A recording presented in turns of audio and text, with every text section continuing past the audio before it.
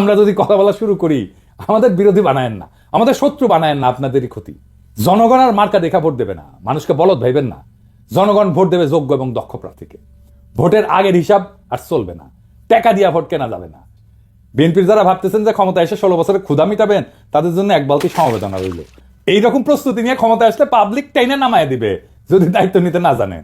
কারণ বিএনপির কাছে নির্বাচন হচ্ছে হরলিক্স, হ্যাঁ, এমনি এমনি খায়। বিএনপির নির্বাচন এমনি এমনি চায়, মানে বুঝে না কেন চায়। আসল কথা হইলো, বিএনপিকে নির্বাচনের জন্য চিল্লাইতে বুদ্ধি দিচ্ছে তাদের নয়া বন্ধু ভারত। ভারত এখন বিএনপিকে দিয়ে আওয়ামী লীগের পুনর্বাসন করবে আর বাংলাদেশকে তার দাসত্বের অধীনে রাখবে। বিশ্বাস হয় না?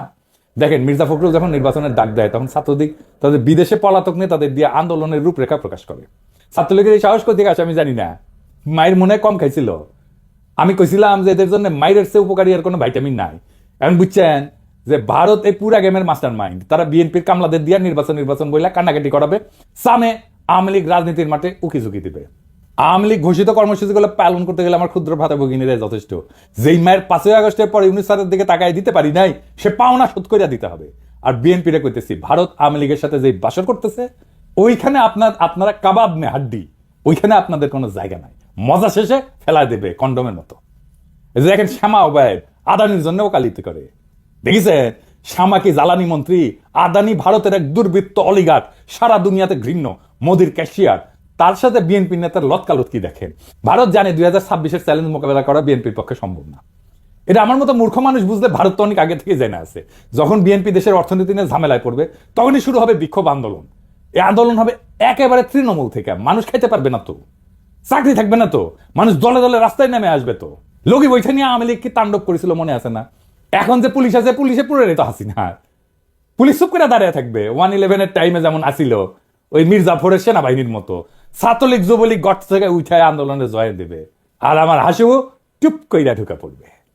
আন্তর্জাতিক চাপের কাছে তখন নত জানো বিএনপি, দেশীয় আন্দোলনের দিশেহারা বিএনপি তখন আওয়ামী লীগের সাথে আতত কইরা পলাবে, আওয়ামী লীগ যেমন পলাইছিল।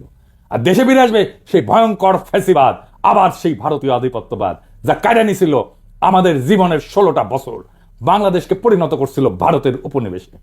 যারা কায়দা নিছিল বর্বর ভাবে আমাদের হাজার হাজার সন্তানদের জীবন, যারা আমাদের 25,000-এর মতো ছাত্র জনতাকে আহত করে চিরজীবনের জন্য পঙ্গুয়ার দৃষ্টিহীন করে দিছে, সেই আবু সাইদ মুগ্ধ ওয়াসিমদের রক্ত শুকানোর আগেই যেই দল নির্বাচন করে মুখে ফেনা তুলে ফেলাইতেছে, তারা আর যাই হোক দায়িত্ব নিতে পারবে না।